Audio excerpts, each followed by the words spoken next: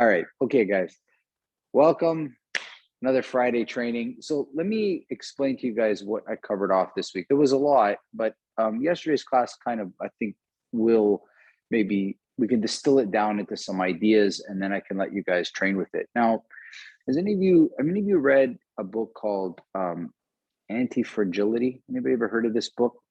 Okay, it's a wonderful book. If you haven't read it, highly recommend it. The author is Nassim, if I get his name right, Nassim Taleb.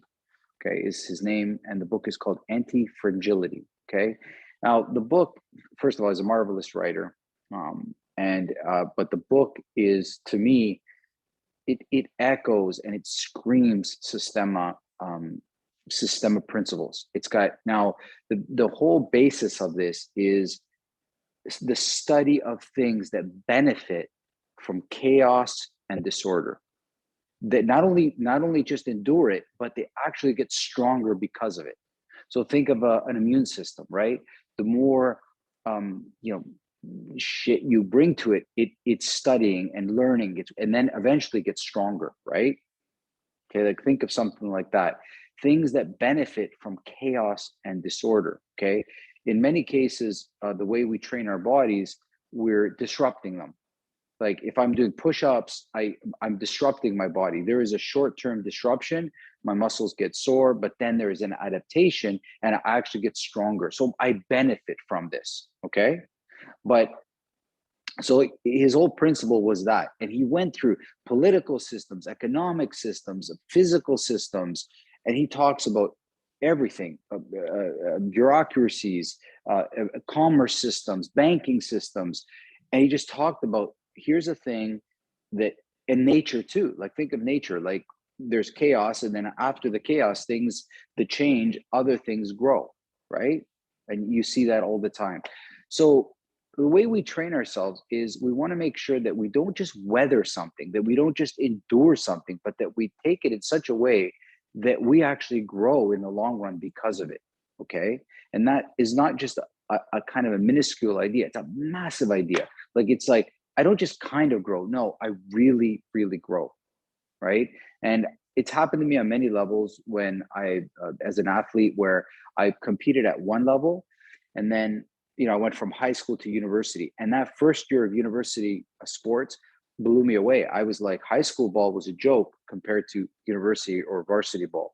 It was a whole other level of athlete. And in a matter of 2 years, I rose and I got better.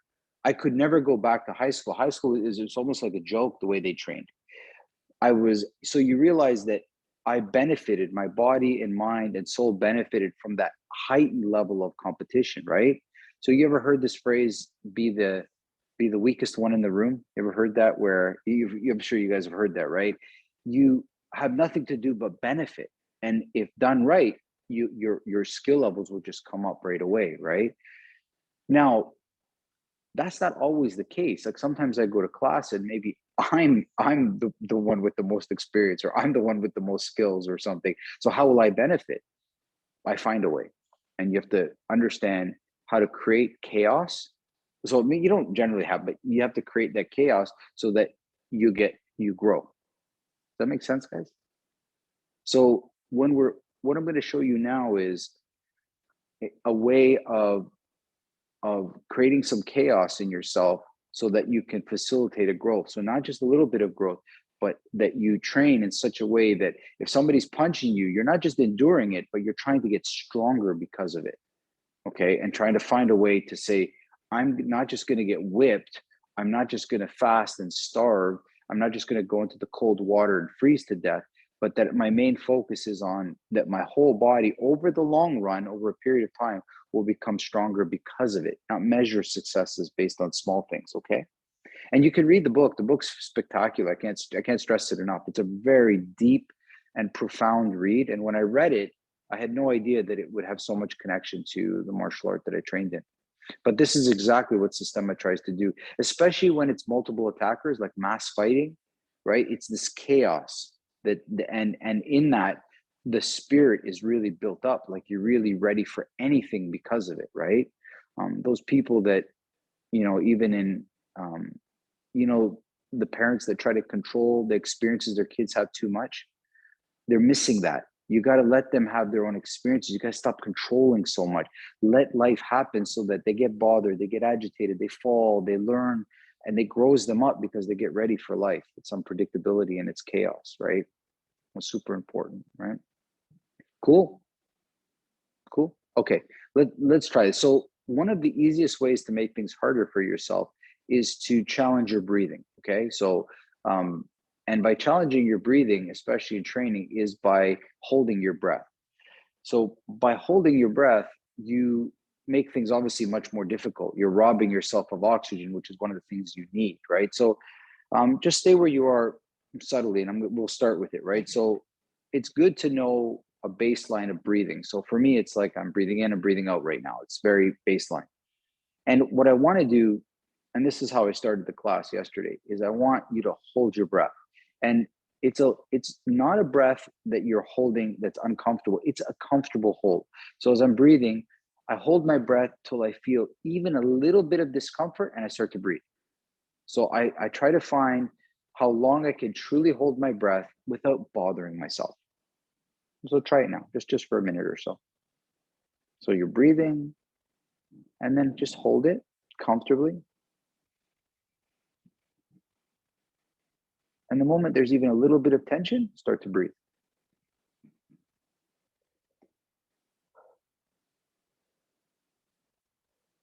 And then try it a few times.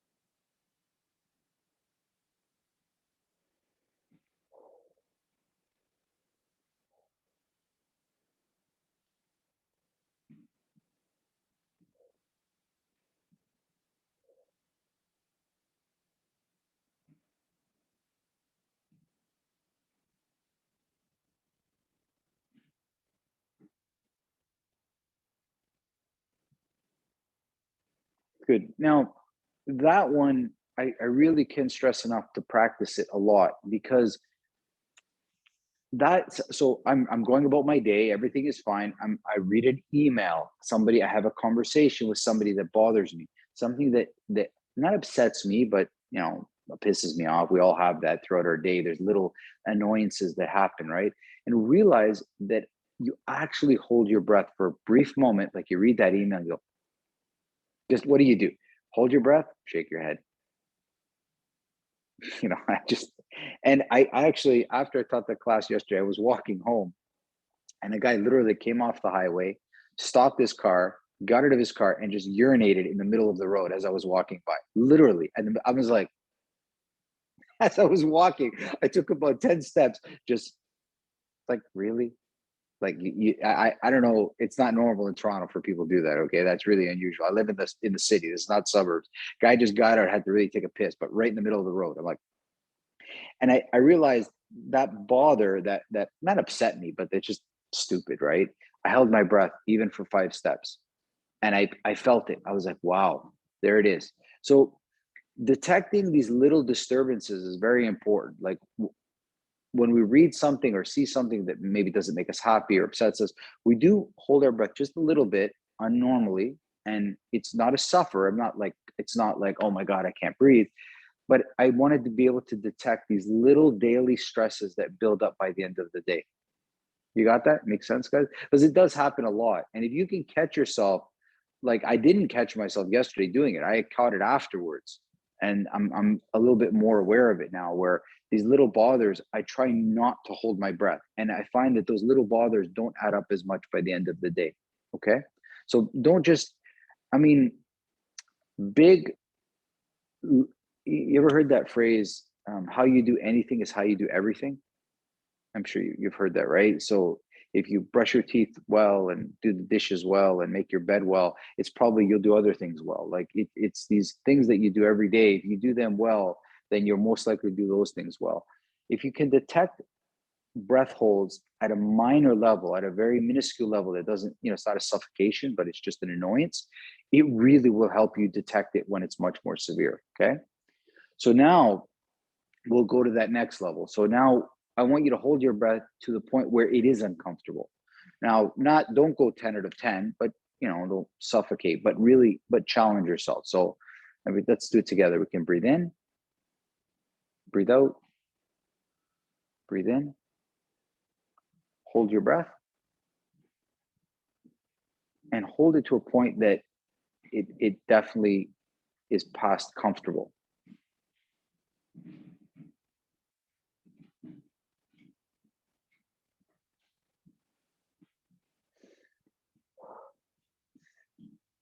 And it should be enough that you really need to focus on the breathing afterwards. Like it shouldn't, you didn't hold it long enough, if you're not really at least taking a handful of deep breaths afterwards, right?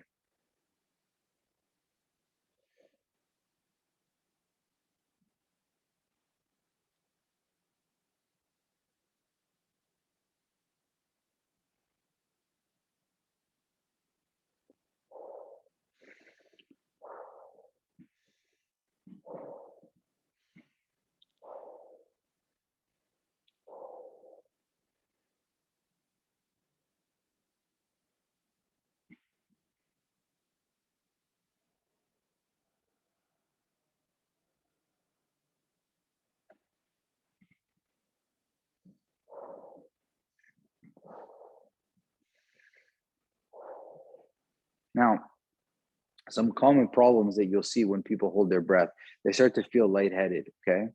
And the best way I can tell you to teach that, or for yourselves to understand it, is rather than holding your breath here, like in your head, hold it right here. So I want you to imagine like a little valve, like a little like on, off, or valve. And literally when I hold my breath, I hold it here. I shut the air off here. This way, my head and my face don't hold the hold. The hold is held here. So let's try it together. Breathe in, keep the valve open. Breathe out, breathe in, and now shut it off right here. Click, and then just leave it.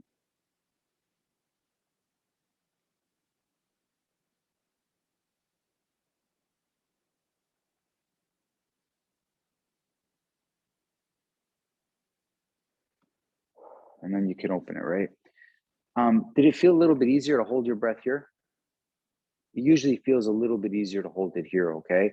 Now, I'll take it further where I will actually hold my breath here, or I'll hold my breath here. Like I can move it around. It's really where I decide to hold is up to me, right? And you'll be amazed at how you can move that around. You don't have to hold your breath here or here, right? It can be held here, here, here. It's anywhere you like, okay? Now, it's important. So I'm not doing anything. I'm just sitting or standing. I'm not doing anything, okay? So I have a good gauge as to what I can think about now, okay? So what I did in the class was I had people then do the same thing on a wall where they held their breath on the wall, and then when they couldn't hold it anymore, they walked and breathed. So you now give an out. So there is an action. So I'm holding my breath, and then there's an action to my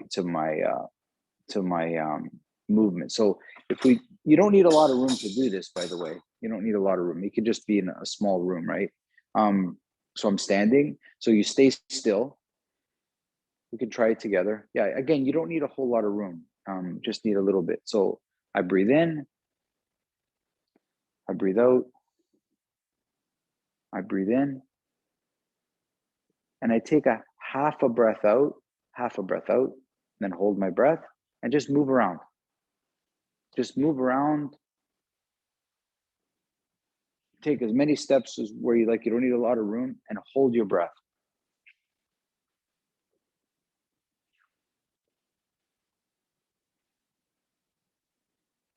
And when it gets too uncomfortable, just stop and breathe.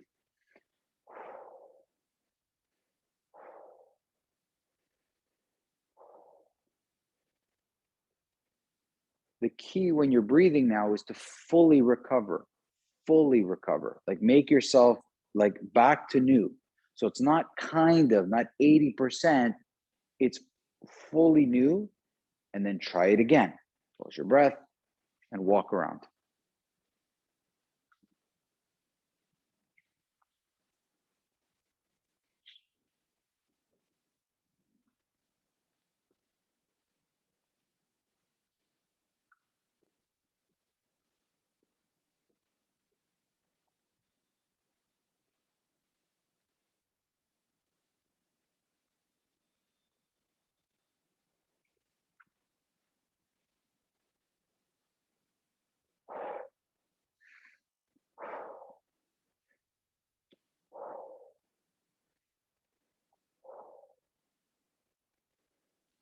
Now, this concept, guys, it's it's a huge one, okay? So I want you to never forget this. Understand how to fully recover, not kind of recover. Where people go wrong in life is they know how to work hard, but they don't know how to fully recover. Okay.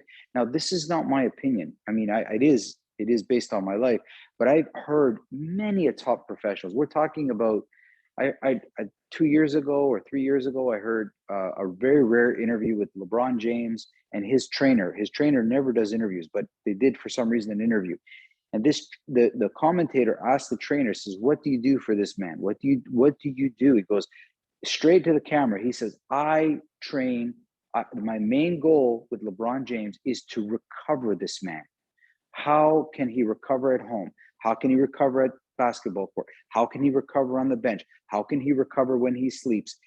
His key to this man is he is going playing basketball and he's training and he's destroying his body. And his main goal is to fully recover for the next game. And I'm talking on the bench between the game, in the shower afterwards, at home after the game, in the morning before the game. What can he eat? What can he do? That's all he talked about, was not how to build this guy strong, how to recover. And where we go wrong is all of us have busy lives and we recover ourselves to only 60%, 70%. That's it. And the next day goes again. And then that number becomes smaller and smaller. And I'm sure Grant's seen it. You get a guy that does surgery, okay? He goes to rehab, does his rehab, but then that he gets 80% of the way there and he bails on it. And what he does is he doesn't get the full range of the shoulder or the full range of the hip. He just puts up with 80%. But over time, that 80% becomes 78%, becomes 75%, becomes 70%. It becomes less and less and less. Okay. So before you hold your breath again, make sure you're fully recovered. Like you really feel like you're ready to do it again. Okay. Don't put it as a sidebar because you want to do it. Do it fully, okay? Make sure you feel that. And the same in your life. Make sure that when you're off, you're off. Like really recover from the day and from work that you've done. That doesn't mean a vacation. A vacation is nice, but it means also throughout your day. How do you recover in the morning? How do you recover in the afternoon? How do you recover in the evening? How do you handle all these things, right? Now we're going to do the opposite. So standing still, we're going to hold our breath, and walking, we're going to breathe. Okay, you want to switch it now. Want to make sure that we see which one works better for us, right? So I'm standing here, I'm breathing in. I'm just going to hold my breath. And if you notice, I'm asking you guys to hold your breath on the half exhale or half inhale, whichever one you want to look at it, right? I find that if you take all the air in, hold your breath, or if you let all the air out, hold your breath, it gives you a different, but half is usually a good benchmark. So let's try it together. Breathe in, breathe out half your air, hold your breath, hold it as long as you can. There's an amount of discomfort, and then you're going to walk and breathe.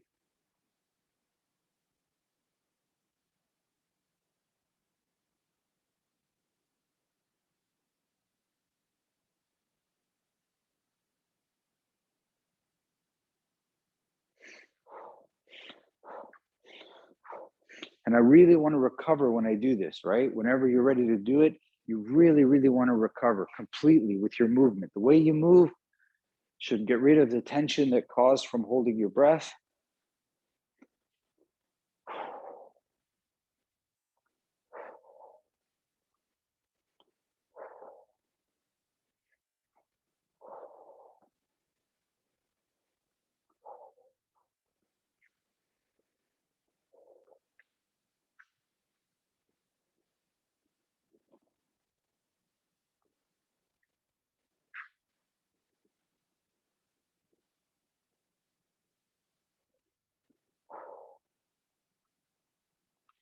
Now, watch me for a sec, guys. It's good. Just watch me for a sec.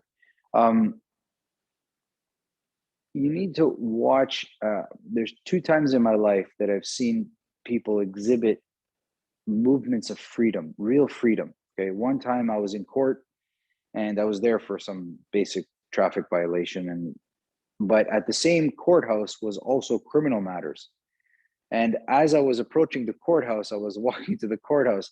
The doors, big doors of the courthouse in Toronto, opened up, and this guy comes running out with the orange, criminal jumpsuit, and he just pulled his hands. I was, I'm free, I'm free, and he just ran like straight into Toronto, downtown Toronto, and I was like, at first I thought, should I tackle the guy? Like, is he escaping? I don't know what happened, right?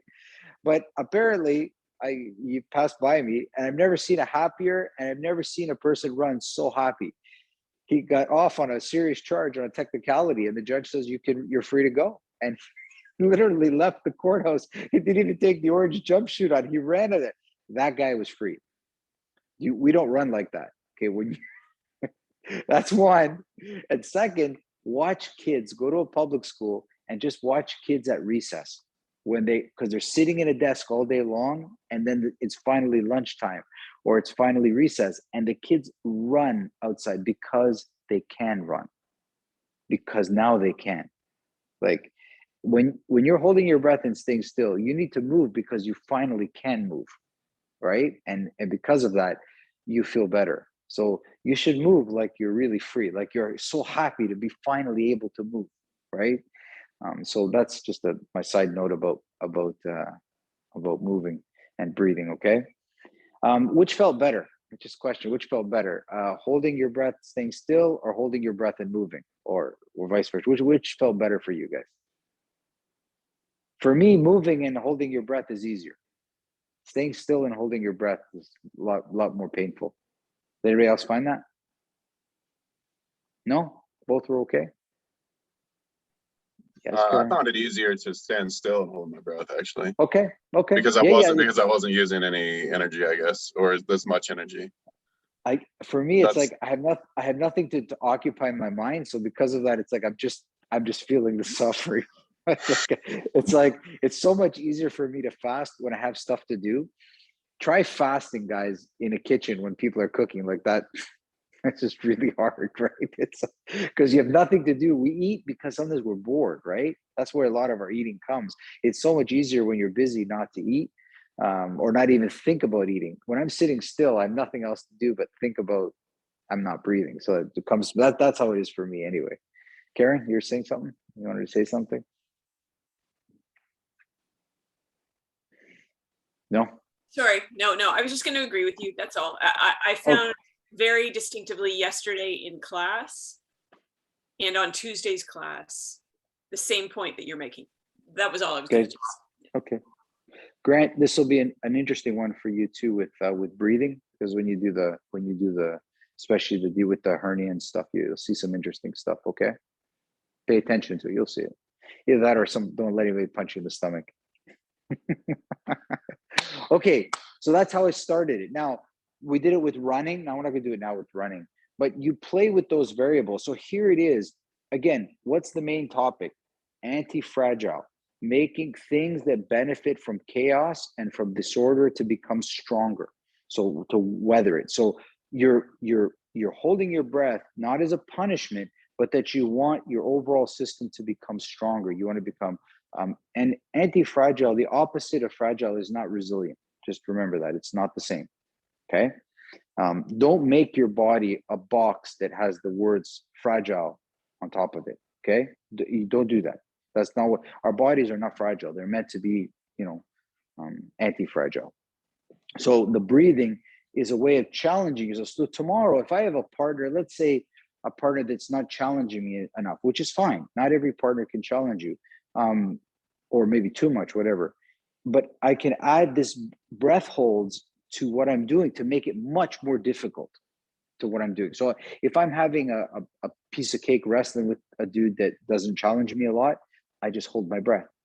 And now all of a sudden, my whole thing is much more challenging, right? So it's an easy way of sneaking in harder, making things harder for yourself, because you want ultimately to become stronger. You don't want to become comfortable. You want to get uncomfortable and become more anti-fragile. Okay. So tomorrow, when you're working with somebody who's challenging you, you already have the attitude to grow and that you want to grow, because that's the most important thing. You want to come and be challenged so that you have growth. So that's one way of doing it, through breathing. Okay. The other way I did it, so with walking and running and playing with those variables, the other way you can do it is through the exercises. And I do this often in various ways, but doing exercises with breath holds, for the sake of um, facilitating a growth and a more stronger body is a great way of doing this. So let's try that now. Okay. So does everybody have room on the ground? Can you get on the ground? Everybody have room to do push-ups? Okay, let's bring your cameras down. Let's do that. I'm gonna bring mine down.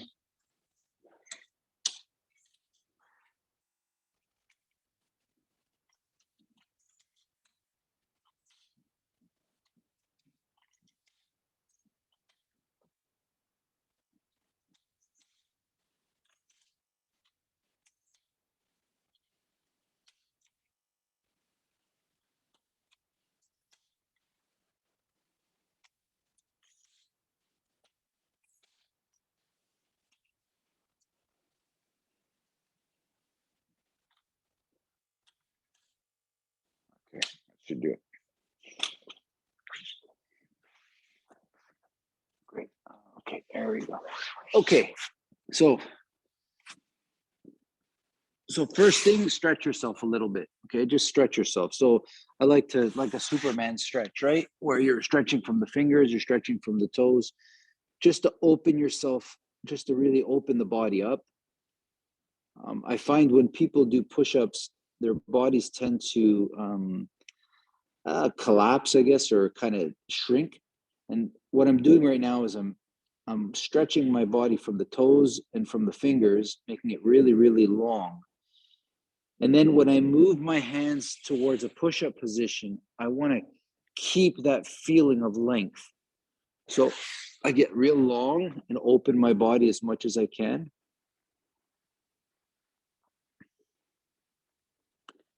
And then I put my hands back to push up, but I want to imagine them nice and long.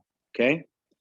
So together, take a deep breath in, take a deep breath out, take a deep breath in, take a half a breath out, then hold your breath and do one push up.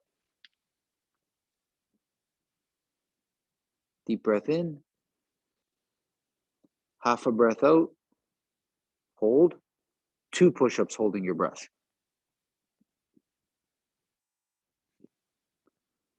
Deep breath in, deep breath out, deep breath in, half a breath out, 4 push-ups.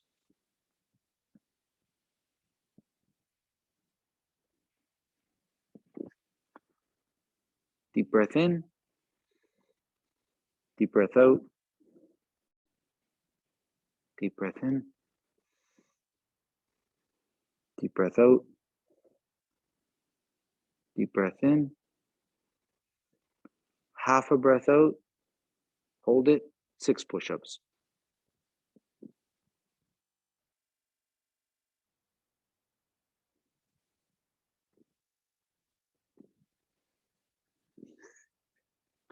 Deep breath in, deep breath out, in, and then out. Good. Okay, just come close for a second. I just want to share with you something that same observation I had in class. Okay, now when I the main focus here is not just I'm holding my breath. Okay, I'll wait for Miro. Hold on, Miro has to do push-ups. We're all watching you, Miro. Go, Miro. Go. Give me an M, an I, an R. O. Okay, we got it. We got it. We got it. Okay. Now, wrong. I was gonna say. So Don't just do the push-ups. Okay. I want you guys to watch me do 6 push-ups. And I want you to watch very closely because the first push-up and the last push-up and all the push-ups in between have to feel the same. They got to be the same speed, the same tempo, the same pressure, everything the same way. So it's hard for you to see, but I have a big, heavy cross that I wear. And when I go down, it hits the ground. And even the sound is the same. Like I keep all the pressure in my body from my hands to my feet, from the way my cross hits the ground to the way my shoulder, it's got to be exactly the same. I'm not just interested in doing 6 push-ups. I need 6 identical push-ups. So 6 perfect push-ups done one at a time. That's what I'm not doing just 6 push-ups. Each push-up is its own thing. And I need each 6 to be the same. Just watch me with, so you can see. And tell me if you notice the difference in one. So I take a breath in. I take a breath out. Take a breath in. Half a breath out. Hold my breath and start.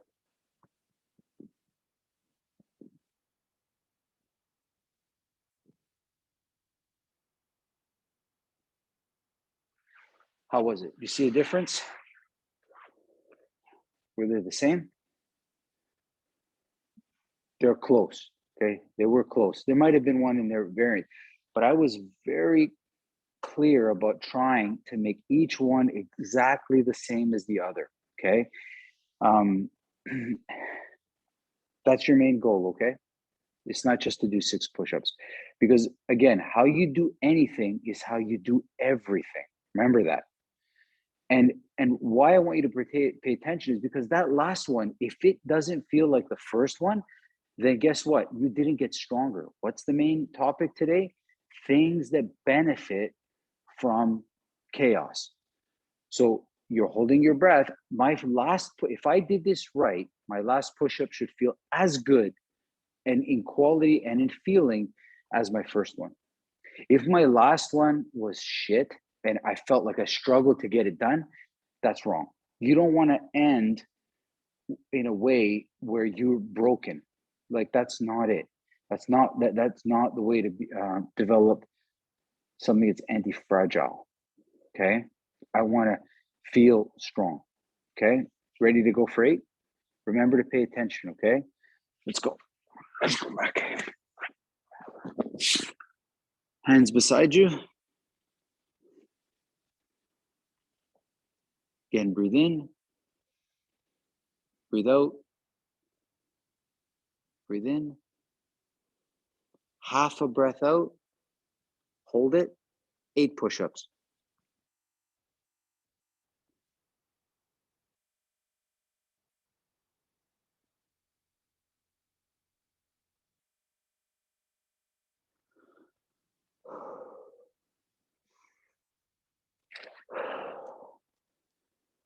Deep breath in. Deep breath out. Deep breath in. Deep breath out. Deep breath in. Half a breath out. Hold your breath. 10 push-ups. Last one.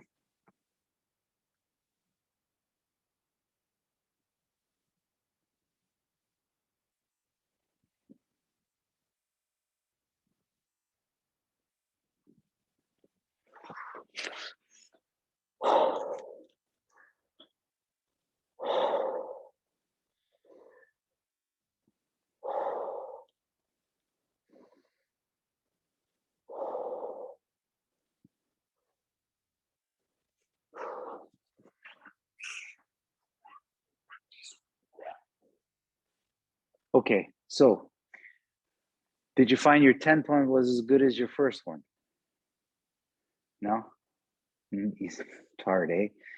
But I don't know if many of you paid attention to it as much, but now that you are not just saying, well, I'm not, like, I don't care what workout you do. I don't care if it's running or cycling or weightlifting, whatever it is that you do, you should end like feeling so good that you want to do it again.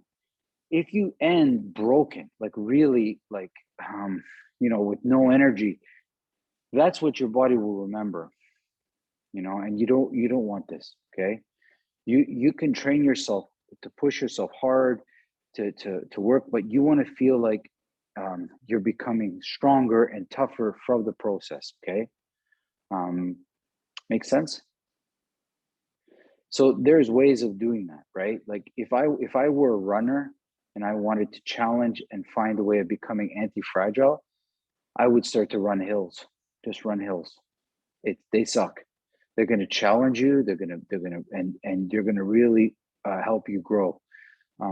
Holding your breath like this is like doing hills. It really challenges your oxygen levels and how to mitigate this, because fighting is a series of breaking yourself, fixing yourself, breaking yourself, fixing yourself, breaking yourself, fixing yourself, kind of going back and forth like this. And not just fixing yourself, but becoming stronger and becoming bigger, right? Cool. Can I show you the other ones? Okay. Now, I find push-ups the hardest ones. And part of it is because I think you're just doing this physical work right at the level of the lungs and the heart.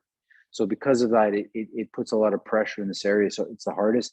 The other ones should be easier because you're not putting as much pressure towards your lungs and heart. So let's try with body raises, right? So stay kind of on your bum if you can. Take a deep breath in. Take a deep breath out. Deep breath in. Out. In. Half a breath out. And do one body raise with no breathing. This should feel totally comfortable, right? Totally comfortable. Now remember, guys, when you're doing your body raises, pay attention to the neck and shoulders. When you go down and you come up, they should be relaxed.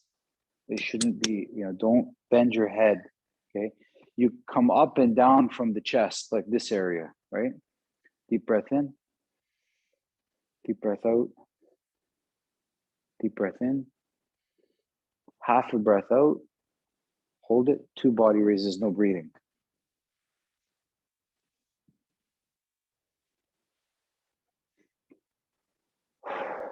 Deep breath in. Deep breath out. Deep breath in. Half a breath out. Hold it. 4 body raises.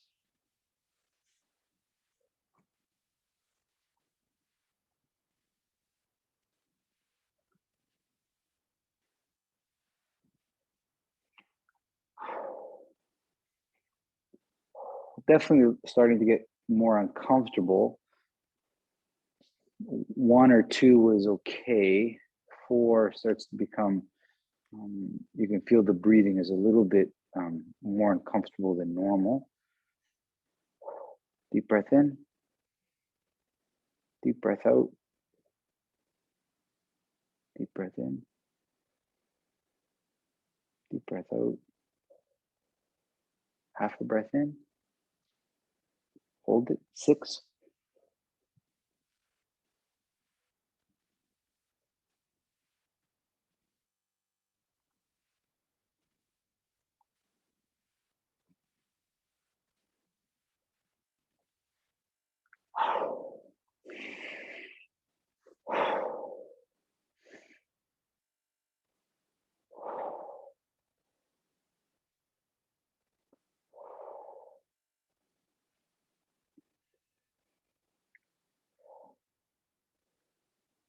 Deep breath in. Deep breath out. Half a breath in. Hold it. 8 body raises.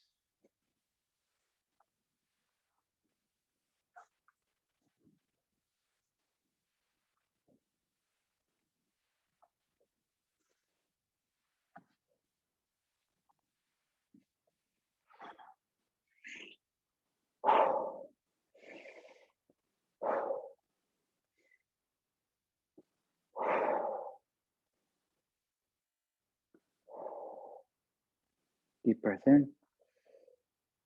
Deep breath out. Deep breath in. Deep breath out. Deep breath in. Half a breath out. Hold it. 10 body raises.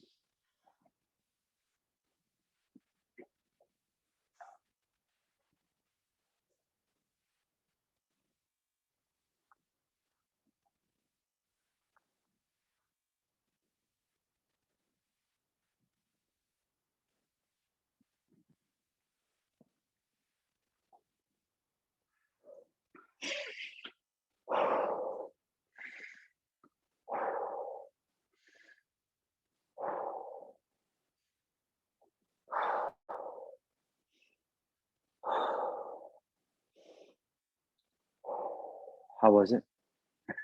Which one? Push-ups or the body raises? Which one felt harder? Body raises? I found push-ups much harder. Yeah, okay. I'm just agreeing. I mean, I don't know how everybody else felt. I seemed to be breathing harder on the body raises, but they didn't feel harder. I don't know. It's hard to explain. Sometimes it's like that, right? What I felt that I did my push-ups were consistent. The body raises, I feel I had different back pressure. I don't know. At one point, I hit the ground and I could feel the pressure hitting my lungs. So I knew I didn't hit proper somehow. Um, I don't know if you felt that. Which do you feel was more consistent, your push-up or your body raise?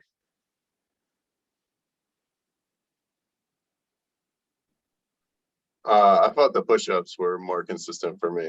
They were easier to Yeah. keep, the same. Yeah. You got to try imagine like a judge watching you. And like, you ever watch those judges watch gymnastics, like how critical they are of the turn and the rotation and the jump. Like it's almost like somebody's watching you, critiquing you. Then then you'll put you in a good place to make sure that you're doing your stuff correct, right? It looks like Karen and Mira are frozen. Anyway, I don't know. Oh, there you are. Oh, you're just standing so still. That's awesome. I'm Okay, taking notes. which is great. Which is great. You can always take notes. Such a good student. Okay, let's try our leg raises now. Okay. So remember I told you guys about pressures. So when I'm doing a push-up, I have the impact on my chest as I touch the ground. When I'm doing the body raise, I have the impact on my back, and that felt different. Now, when I do my leg raises, I have the pressure coming like up, like into my stomach like this, because the legs are squishing up, right? So it's like shoving air, and you'll feel that when you do leg raise, it's like the air that you have in your lungs is being like pushed up towards your neck. So that it's interesting that you get this idea of being choked when you're doing leg raises with holding your breath. It feels like the pressure builds up more in your neck than anywhere else. But I'll let you discover that for yourself. And just okay. So lie that on your back. Get comfortable. Take a deep breath in, a deep breath out, deep breath in, half a breath out, and one leg raise. Deep breath in, half a breath out, hold it, two leg raises.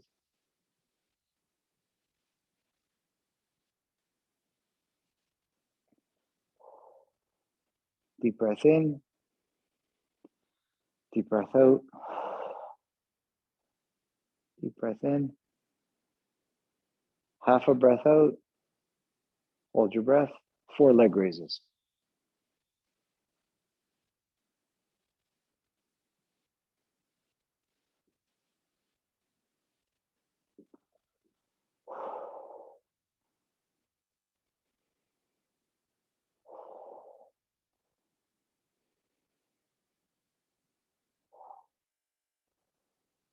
Deep breath in, deep breath out, deep breath in, half a breath out, hold your breath, six leg raises.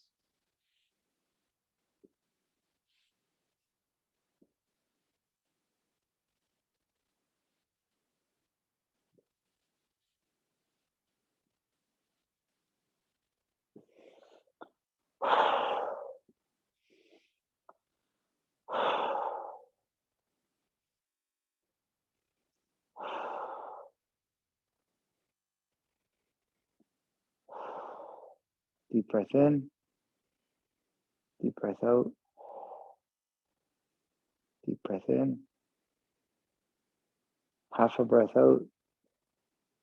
Hold it. 8 leg raises.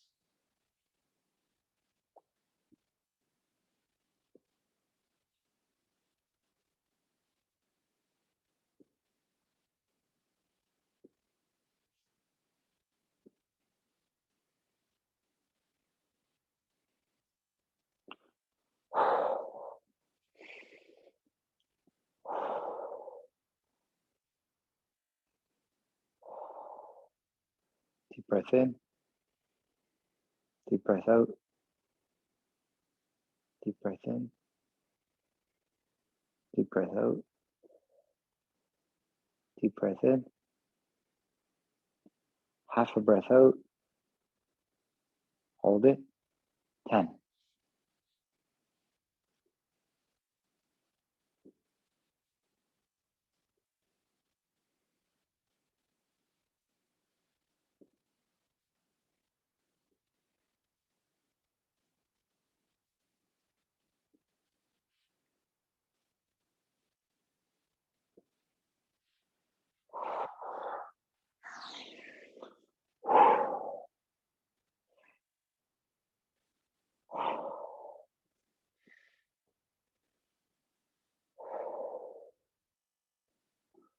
Awesome, guys. Come on up. Grant, you can lie there if you need. So, um, so for myself, I definitely felt it more than the push-ups and the body raise. I felt that my leg raises got stronger. My last one, I felt like I could actually do a little bit more. I felt like I had another bunch in me that I could have done. Now, day to day, those numbers will change. Now, I've added numbers now saying 10, 2, 4, 6, 8, 10. There are times I do this without counting at all. I literally I put my head down and just do as many push-ups, leg raises, body raises as I can. And then when I can't do anymore, I just try not to count. I don't want to be fixated on the number. I just go till I can't suffer or bear the uncomfort, and I just recover. That is my favorite way of training, because numbers tend to be arbitrary. You start to kind of, I don't know, you get fixated on them sometimes. Okay.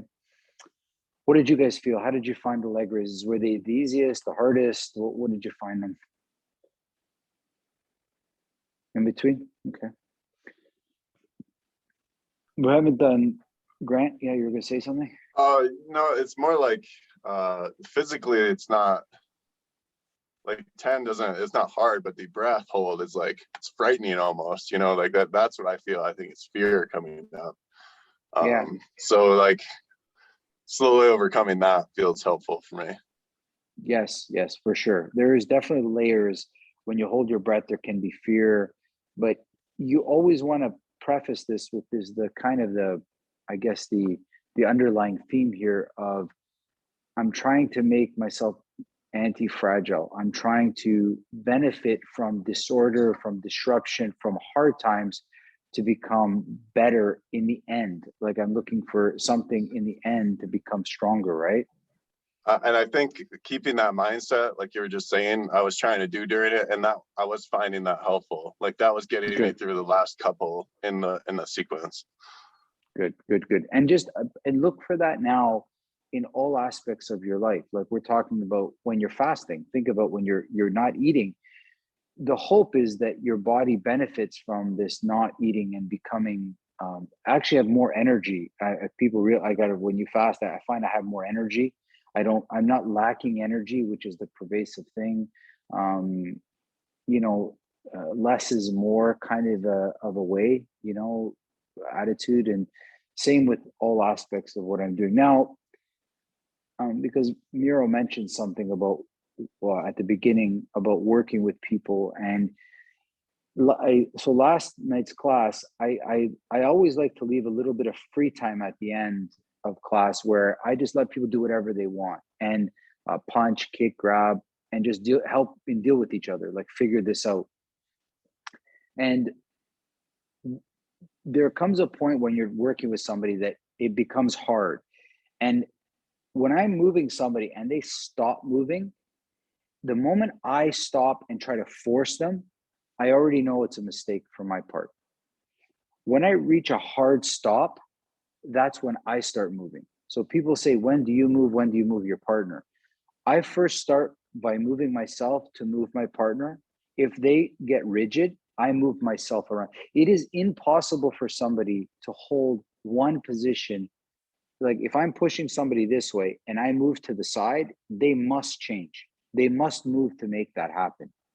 So for me, when my partner is stubborn and doesn't move, that is a quick cue for me to move and change my position and try again, right?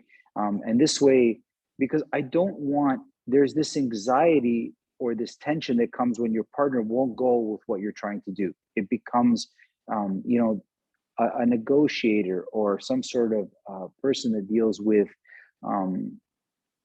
complex decisions. They're very flexible in the way they word things and the way that when they reach an impasse, you have to know how to navigate in that. When you reach resistance, try not to hammer your way through resistance. Try to change your position to find a place where the person is receptive to moving. Does that make sense, guys? The resistance that you feel is usually yourself. It's like, why they're not doing what I say, or why are they not going with what I'm trying to make them do? So if I grab a guy and I'm trying to put him down for a headlock and he doesn't go, I right away will change and maybe grab the headlock this way, or maybe I'll zip around to the other side and grab the headlock with this arm, or maybe I'll reach down and grab a leg and try move them, right? So I'm always looking for this ability to move on a person or move around a person. So I move them or I move around them. I can go to either or. I'm able to do both. I'm able to completely acknowledge both, right? Does that make sense, guys?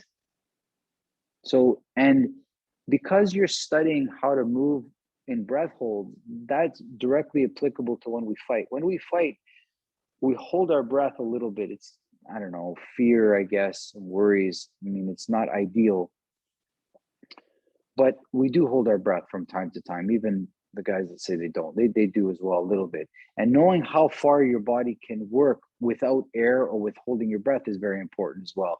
You realize that it's about 4 push-ups before it feels uncomfortable. You see that, right? So you probably have about 4 moves when you're trying to wrestle with a guy before it feels uncomfortable. That's not a lot, right? So unless you figure out how to breathe quickly, you're going to have to change your position. Otherwise, it's going to become more and more uncomfortable for you, okay?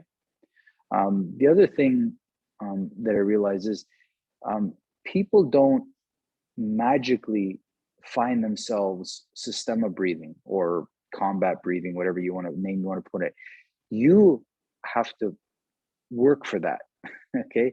Nothing works for you. You have to work for it, okay? So when you're in these positions, the breathing won't magically come to you. You have to tell yourself to do that. I mean, you can't just expect it, poof, oh, I'm magically going to start combat breathing or magically start breathing systema-wise. You have to really put it first and foremost in your training. And when you guys were lying down and you had a moment to breathe, you did breathe, right? You didn't forget to breathe. No, after you did 10 push-ups holding your breath, you didn't just say, oh, I forgot to breathe. You definitely needed to breathe, right? So you're training yourself when you need air to breathe. That's it. You're really training yourself with what you want. When your breathing goes, you need to train yourself what you need to do right after. Make sense, guys? Please look for frustration. Look for things that don't go perfect, and then get comfortable in there. That's the key to learning systema. Let people get in an uncomfortable position and then learn to play in that uncomfortable position. That is where the growth is. That is the process in systema. It is not takedowns. The process is getting into a sticky and shitty situation and finding out how to thrive in there, not just survive, but thrive in there. So most people are just studying a basic survival level. I look to kind of really accentuate in there. Oh, look how big she's getting. Oh, look at your baby. Look at that. Oh, yes. Beautiful. How does it feel, guys? Any questions for me? Is the lesson clear with what you need to work on? Okay. Yeah, it's Very great. There's important. there's your perfect breather, by the way. Yes. And the very last thing before I go is something I mentioned at the end of class is when you exhale, please don't exhale the good stuff. Okay. Now I can only tell you when I'm doing my hard work and I finally have a chance to breathe, I don't breathe out my spirit. Okay. And I know it sounds kind of weird, but you can see it. You see it like, usually the body starts to like come down. When you have a chance to breathe, you want to breathe out the bad stuff that's bothering you, and you want to breathe in the strength. It's like get rid of the weakness and breathe in the strength. Like I want to keep the good stuff, and I want to get rid of the things, the weakness or the suffering or the fragile. I want to leave the anti-fragile, and I want to get rid of the things that are, you know, and you're doing it because it looks like this. Because you left the good stuff in there. When you're, like you're now breathing everything, even your spirit, which is the worst. You know, when you exhale, don't exhale the good stuff too. Like don't throw out everything. It's not all bad. There's a lot of good stuff that comes from this. Okay, make sense? Okay, guys. Have a wonderful weekend. I will see you guys next Friday, and look for an email and some of the discussion about watching some of the classes, okay? Have a good one, everybody. Enjoy the weekend. Thanks, Thank Randy. you, Emmanuel. Bye. Bye, Have a good weekend, everybody. Grant, good luck. Oh, thank you. Bye. Good luck. Bye, Grant. Thank you.